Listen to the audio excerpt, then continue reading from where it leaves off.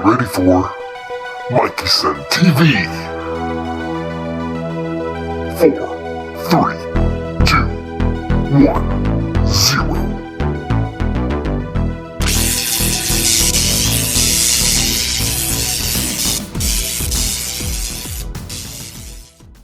Hey, how's everyone doing today? I'm doing well, thank you for asking. Well, today guys, as you can tell by the title and the description, there's no secrets from you, none. We're going to do a little movie review, discussion, my thoughts and opinions, kind of a spoiler-ish kind of thing, but it's nothing that I think will ruin your experience. So let's get started. If you've ever watched my channel and watched me do reviews and that of movies and TV shows and that kind of stuff, you know that I use my notes. Now, I don't have my handy dandy trusty notebook, but I have my handy dandy trusty notes, okay? So you're just going to have to deal with that. I'm not a professional. This is not what I do for a living. Not even close. I'm a bus driver. School bus, that is. So let's go over a little bit of this movie right now, shall we? The name of this movie is The Librarian, The Quest for the Spear. It came out in 2004. This is part 1 of a 3-part made-for-TV movie trilogy. Let's talk about the stars of this fantastic little movie. Again, I am reading off my little script here, so give me a little bit of break, okay? We have Noah Wyle as Flynn Carson. We have Sonya Walger as Nicole, and she plays also the Guardian, is kind of the name, kind of the title that she is. We have Bob Newhart as Judson. We have Jane Curtin as Charlene, and we have Kyle MacLachlan as Edward Wild. I'm bad with names. Alright guys, let's go over the story. We are introduced to Flynn, an overachieving college student with over 20 degrees and well past college age. A man who loves knowledge and perhaps scared to step out into the real world. He receives a letter one day offering an interview for a job at the Metropolitan Public Library. There he is put through the ringer by Charlene, a member of the library, and interviewer. Flynn passes the interview and soon introduced to Judson and the library. Flynn quickly finds out this is no ordinary library and no ordinary job. This library holds and protects artifacts from religious to fairy tale to legend and myth, which to me are all intertwined anyhow. And it's the librarian's job to help find, collect, and protect them. However, it isn't long before the Serpent Brotherhood breaks in, taking part of the Spear of Destiny, looking for all pieces to complete it, allowing them to take over the world. This event sets Flynn and Nicole off on their journey. Now, if you don't know what the Spear of Destiny is, it's the supposed spear that pierced Jesus Christ whilst he was on the cross. So that, guys, is the story that sets us off on our journey. Alright, let's talk about the characters. Noah Wyle, Flynn. He really stands out. He somehow fits the part of the librarian. Even a bit clumsy and quirky, he sets this character apart from the others. His mannerisms, his timing with his lines, his comedy, his facial expressions, and overall appearance. Plus, he is one smart dude. We have Sonya Walger as Nicole. She does a decent job of protecting and being the guardian and helping a bit along the way. She handles the fighting and taking charge pretty well, delivers her few condescending, sarcastic, well-placed lines well enough, and I also know her first and foremost actually from the TV series Lost as Penny. So on to Bob Newhart, who plays Judson. He does well with being the older mentor. The way he delivers his lines are well done. He's believable in his part, his subtle nuances, and the way he shows his great acting skills, even in this small kind of budget movie. I believe that Bob Newhart is a big asset, and he will be throughout the entire trilogy. There's something about Bob Newhart that, even if you're not a fan, I'm not a big fan of Bob Newhart, I just know him. He's an old actor from old TV shows. But he has a very believability to him, his face, his eyes, and he just does really well. And he is kind of a retired librarian that still works at the library, but in more of a recruiting nature.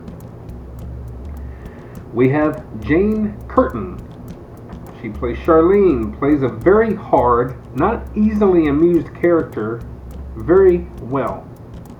With her mostly serious and stone face, she gets her point across with very little effort.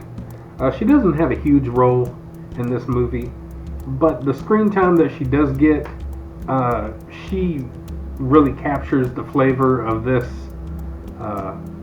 character. She's just this real stern, kind of serious, not amused by anything Flynn's doing. He's kind of this goofy, kind of cutting up kind of guy, and she's just stone-faced the whole time. She does it quite well, so she does good. And we have Kyle MacLachlan, who plays Edward. He does a decent enough job taking on the once good guy, now turned bad guy. We don't really see his character until the third act, but he delivers a decent performance. You don't get a lot of him, but what you do get, I think, with what he was given, I think he does fairly well. And he looks the part. He looks like he might be a good guy, but yet he looks like he might be the bad guy. He has that really square jaw and those eyes and kind of dark looking and all that. And I think the little bit that we do get to see him, he delivers his lines and his character and captures it as well as he could for what he's given, I believe. Alright, guys. Now we're going to get into the things that I might not like, as well as maybe I could. Although I'm okay with it, some of the CGI and the green screen work and all that is very obvious in places. It's not a big, high, super budget program, and even for back in the early 2000s, it's probably not as good as what it could be. But it doesn't really bother me. I don't have sensitive eyes that's going to sit there and cry about things that are not perfect, right? Another thing is that you're getting kind of into spoilers a tad here, but Flynn and Nicole are traversing through some traps, and it's a trap that's on a rhythm like that, and they figure that it's kind of on the same beat as the waltz or something like that, and so they start dancing through the trap, and there's these arrows that are constantly going, just so what that's telling me is that this trap is full of about 50,000 or never-ending arrows, and I don't know how that is. Or they're magic arrows. Maybe it's something in the wall that's magically just shooting arrows across. But whatever the case, I'm taking it as there's arrows that are loaded into some sort of little triggering gun, and it's just constant. But it's just constant. And that kind of I see things like that in other movies, and I'm like, it kind of takes me out of it a little bit. So that's just one little nitpick. And then we have another one, the ending where Flynn and Edward are fighting. Edward is destroying this pyramid that's been built inside, or it's an original pyramid. I haven't really figured that part out. It comes off as a pyramid that was constructed inside of another building just for the purpose of doing it by these college students, part of Flynn's old college students and all that.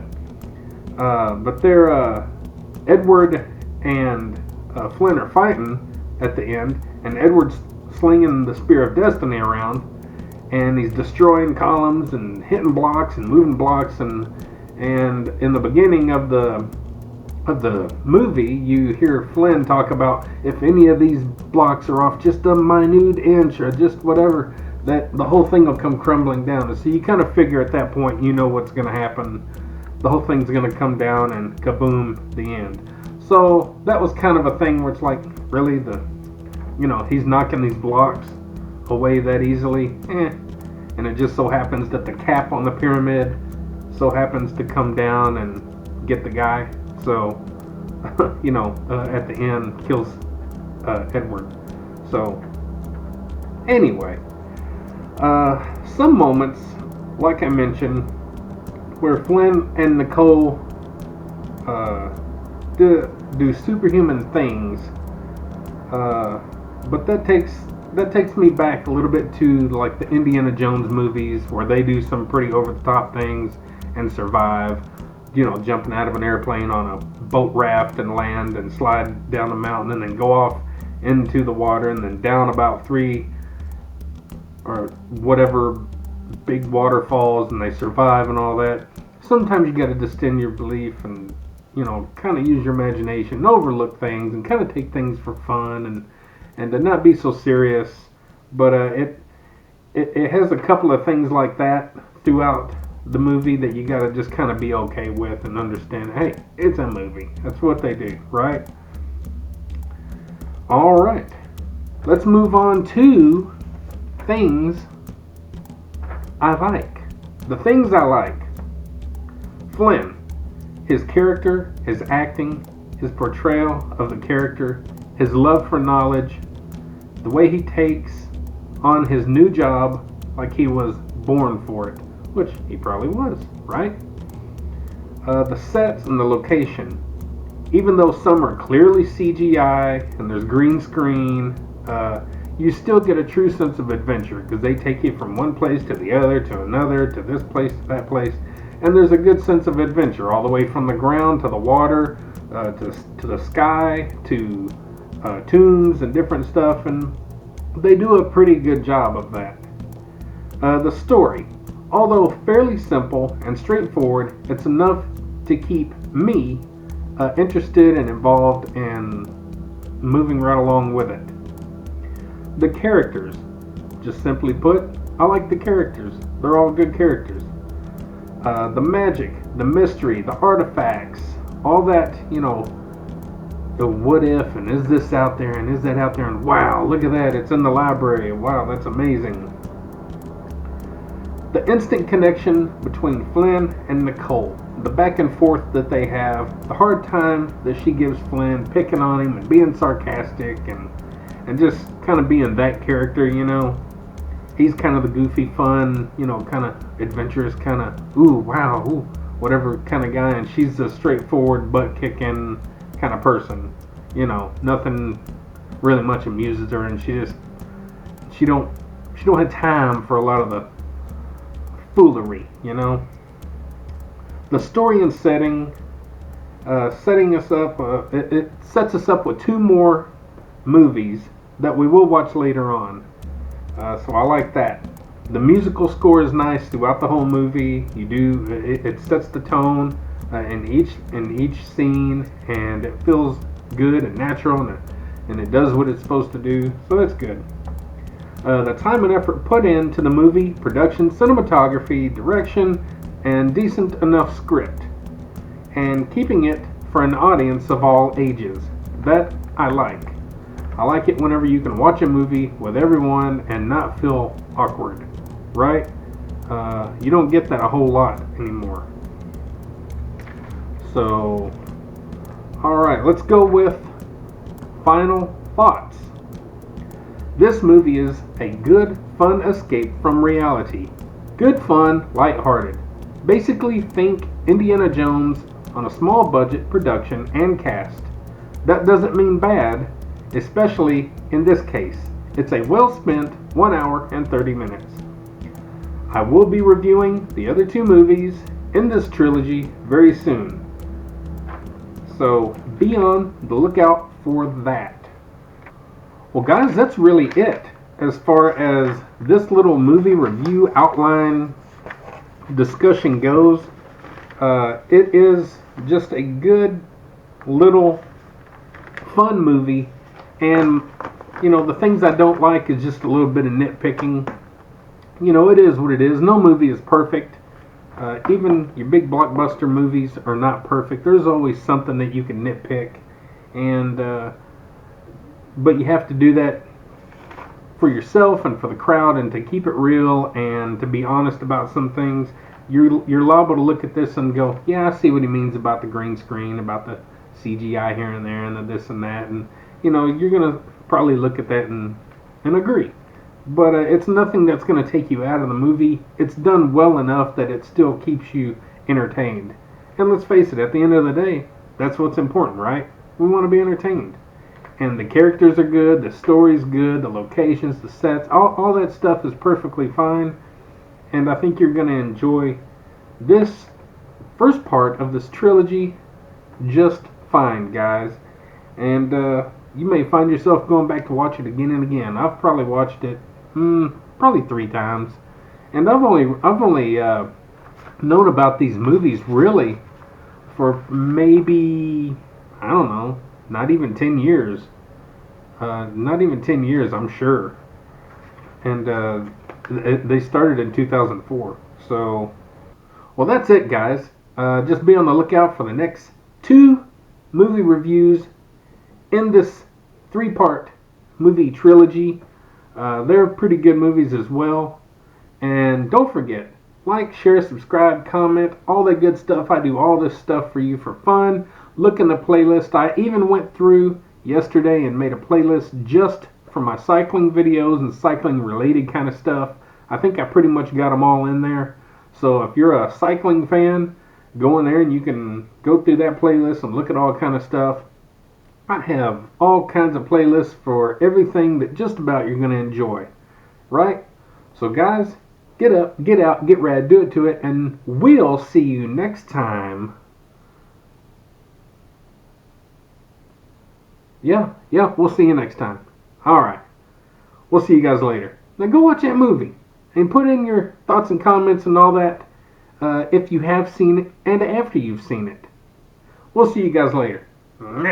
Have a good day. Stay warm.